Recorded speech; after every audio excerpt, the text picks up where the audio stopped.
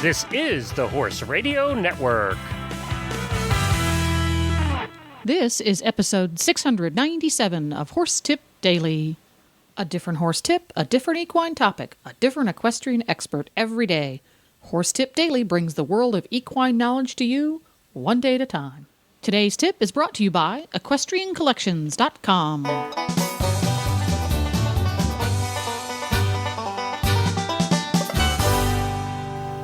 Greetings, horse folks. Coach Jen here, and thanks for tuning in to Horse Tip Daily. Today's tip is an excerpt from the Horse.com's weekly horse health report on the Horses in the Morning Show, episode number 501. The Horse.com digital editor Michelle Anderson, Dr. Mandy Arens of UC Davis, and the Horses in the Morning gang discuss bone fragility syndrome. But before we get to our tip, let's hear from Equestrian Collections. Hi, Glenn, back with you from the Horse Radio Network. I'm here with Debbie with the Equestrian Collections Product of the Week. Hi, Glenn, and happy fall.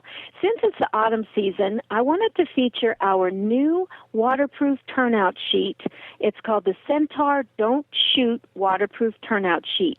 And the reason it's called that is because it is blaze orange. It is as bright an orange as you could imagine. It also has reflective strips on it, so that if you're in a place where your horse is in a pasture and you're the least bit worried about hunters, you slap this thing on them and they will not mistake your horse for a deer. It's only $54.95, so it's well within, it's below $60.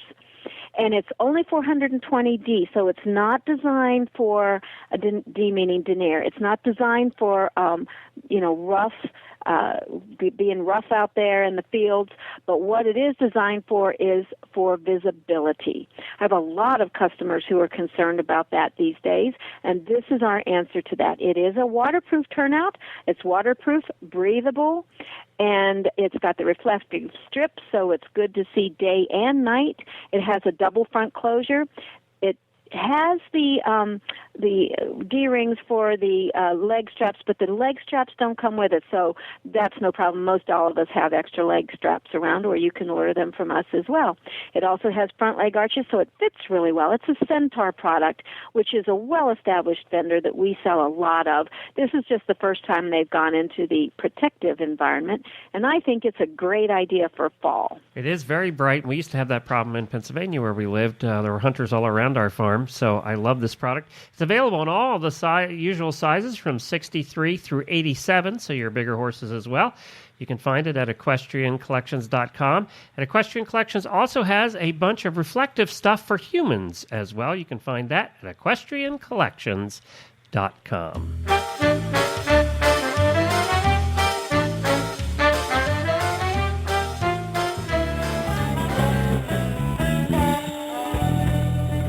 Okay, it may be the time to ruin Glenn's lunch, blah, blah, blah, but it is the time every week where we make Jamie paranoid. And just things that you go out there and you're like, oh, I hope my horse doesn't have an abscess. Oh, I hope my horse didn't do a tendon. Oh, I hope my horse doesn't have bone fragility syndrome. What? Yeah, you, me. This one isn't one that's going to make Glenn lose his lunch, but it makes my toes curl a little bit. We're talking about bone fragility syndrome today. Okay, Michelle, let me stop you real quick. I got to take my Prozac. Okay. Yeah. All right, we're good. Deep breathing, Jamie. We have Dr. Mandy Arens with us. She is from UC Davis. Hi, Mandy. Good morning. Hi. Morning. Hello. So Dr. Arens is a DVM. She also has a Master's of Preventative Veterinary Medicine. Did I get that right? Yes, you did. And a PhD. You don't see that MPVM very often. What does that mean? It's comparable to a master's in veterinary public health. So it's looking at populations instead of at the individual animal, but it's basically like a master's in public health. Okay. And so you did your PhD work, I believe, on this bone fragility syndrome. Do I have that right? That is correct, yes. Okay. So how did you get started working with this? Because this is a not very common, kind of mysterious. Yes, you were right. And it was basically just sort of the right time at the right place. I had just started my PhD work in the veterinary orthopedic research lab at UC Davis. And at about the same time, a veterinarian from Monterey, California, which is one of the sort of hot spots for this disease, sort of came knocking on the proverbial door saying, we have a problem down in this area, and there are these horses, they're developing these really bowed shoulders, and we're having just too many broken bones. And unusual bones were breaking, like the pelvis and the back and the ribs. So she came to Davis looking for help to try to figure out what was going on, and I was looking for a research project. So it just sort of, we came together and tried to figure out what was going on with the disease. Okay. And so you've mentioned the bowed shoulders and the breaking of the pelvises. What other kind of clinical signs do we see in horses that have bone fragility syndrome? Well, one of the things that we know about this disease now is that it's progressive, and so it worsens over time. So in the early stages, what can be frustrating is that the clinical signs are really vague. So a horse might just have some intermittent lameness, or they might have some body stiffness, just sort of not doing quite right, refusing jumps, not wanting to do lateral movements or something like that. As the disease progresses, the lameness can become worse and more persistent. And then at the end stage of the disease, they take on this very characteristic sort of body shape where their shoulders become really bowed to the side, as well as they shift forward, so it looks kind of like they're hunching their shoulders towards their head. They develop a really bad sway back. It's not related to age. We sort of associate sway back with old horses. But horses with this disease can have a really bad sway back at like 12, 14 years old. And then they will then start developing sort of spontaneous fractures, which, unfortunately is really the end stage of the disease. Okay, yeah, and I'm looking at a picture that we have in our current issue of the horse, of the sway back, and it does just look like a little old horse, but I can see that bowed shoulder. It's really interesting if anyone gets a chance to take a look at that in the magazine. But, so what's causing this? Well, we don't know for sure. What we do know is that where the bone disease shows up is, it first showed up, as I said, in Monterey, which is an area that is known for a lung disease called pulmonary silicosis, which is a chronic lung disease that horses get from inhaling or breathing in toxic silica dioxide particles. So these are certain crystals that are in the soil, and they're everywhere, but they're toxic ones that are located in certain geographic regions. And when they inhale these crystals, they go into the lungs and create a chronic inflammatory state. So just chronic inflammation that is not curable and the horse can't get over. And about 90% of the horses with bone fragility also have this lung disease, silicosis. So there's some sort of an association. Yeah. Where is this again? In beautiful Monterey, California. In beautiful Monterey, California. Death crystals in Monterey, California. But they're also, yes, and it's also shown up, that's where it started, where we first became aware of the disease. But since then, we have horses that have been diagnosed throughout California. Usually, they seem to sort of follow in clusters down the coastal range. But we've had horses as far north as Redding, which is up by the Northern California border, and down to San Diego. Mostly, again, along the coastal range, but also some in the Sierra Mountains. Does this have anything to do with the hippie movement in the 60s and what might be left in the dirt or not? Just asking. I doubt it, because these crystals date back to the Miocene era, so they've been there a long, long time. Okay. Yeah, so these are naturally occurring silica particles, right? Exactly. They're naturally occurring silica particles. Okay. So Great. do we see it outside of California? Are there other regions in the country? We have seen horses diagnosed with the disease in other states, but so far all of them have had a history of living within California. So if the premise that it's based on these crystals is correct, it should pop up elsewhere because these crystals are found worldwide and not just in California. And However, to date, the only horses that have had the disease diagnosed have all had a history of living at some point in California. So do they have, is it related to age at all? Like, do we see it in the youngsters, or is it as they get a little bit older? You said like a 12-year-old can have the severe swayed back. Yeah, so it's we don't think that there's any age or breed or, mares, geldings, stallions have all been diagnosed with it.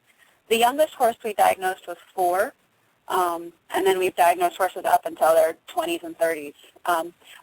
What happens though is at 4 they might not look like that picture that's in the horse, so they won't have the sway back per se. But we have seen some horses as young as 4 and 6 with the really sort of characteristic shoulders. So that can happen early on depending on how severe the disease is. And in these hotbed areas, like in Monterey, how prevalent is the disease? Do you see it? Is it a high percentage, or? What we think, it's been hard to get an exact number because in this early stage it's hard to diagnose them sometimes. But veterinarians in these hotbed areas sort of estimate that about 25% of their clinical practice or the population in the area might have the disease. Wow. So in certain areas it can be quite present, whereas in other areas it's not present at all. Oh. So I have a question. Yes, Hold Jamie. on. How? Let's talk numbers here, because there's obviously I'm never moving to Monterey, California. Obviously, I could never Even though afford it's to move to beautiful. Monterey. I Go know. visit. Screw it. No, because I might inhale some silicone into my lungs and pass some disease to my horse. I don't know. So, question: how many horses overall total, and I'm sure you know, have been diagnosed with this disease? Well, again, it seems like we should know that number. And at Davis, I think we're about, I want to say maybe 150. Just since I started researching, I guess since the early 2000s. But the caveat there is that we've just recently recognized this as a disease. So we're just now kind of within the past, I'd say, 5 years, starting to diagnose horses. And because it's only really easy to diagnose once they develop these bowed shoulders and sway back, I think a lot of horses might go misdiagnosed or undiagnosed. They might get, say, euthanized because of pain before they develop the really bad signs, and so they don't get diagnosed with this disease. What's the most common misdiagnosis? What was the one that they were thinking it was? Well, sometimes it can just be just a persistent lameness they can't find a cure for. And what's hard is that the lameness is often, or the source of the lameness, the pain is up high, up in the shoulder or the shoulder blade. So it doesn't block out with your nerve blocks, and so it becomes an unknown lameness that they might detect a fracture for unknown reasons. If you did, say, an ultrasound, you might see the fracture, or bone scan is the best way to diagnose this disease, and so you see some changes. So if you saw that standing alone, you might think, okay, this horse just has a bad fracture and it's not going to get better, and it might be euthanized because of that without having a diagnosis of the disease.